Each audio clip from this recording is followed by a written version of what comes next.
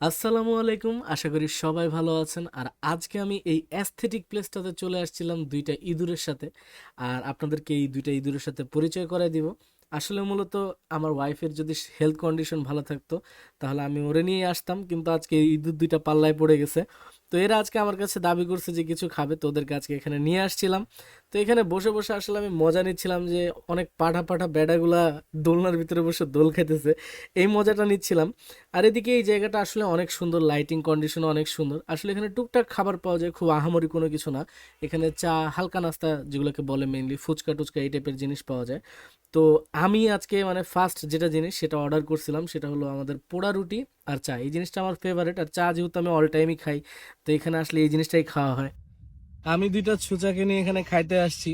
তো ওদেরকে বলছি যে এই রেস্টুরেন্টে দুইটা ভালো জিনিস পাওয়া যায়, তার ভিতরে একটা হলো পোড়া রুটি আর চা, আর দ্বিতীয়টা হলো ফুচকা। যেটা ওরা কোনটা খাবে সেটাই অর্ডার করবে। তা আমি পোড়া রুটি আর চা নিছি, ওরা বলে আগে পোড়া রুটি আর চা দেখবো, টেস্ট করব, তারপরে আমরা অর্ডার করব। তো এখন আমার অর্ডার আগে চলে আসছে, এই যে আমার অর্ডার। আর এরা বসে রয়েছে আমার সামনে।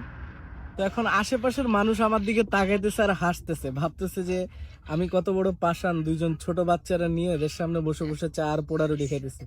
আসলে ব্যাপারটা এরকম না, ব্যাপারটা হলো যে এরা হলো এক নম্বরের ছুচা। আগে আমারটা ট্রাই করছে, ফুচকা খাওয়ার ওদের নিয়াত ছিল, এখন নিয়াত চেঞ্জ করে পোড়া রুটি আর চা অর্ডার দিছে, ওদেরটাও এখন আসতেছে।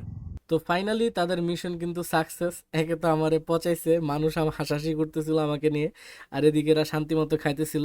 তো যাই হোক, আজকের একটা মিনি ব্লগ ছিল, আর আমাকে মানুষ খুব পরিমাণের ভুল বুঝছে আজকের দিনটাতে।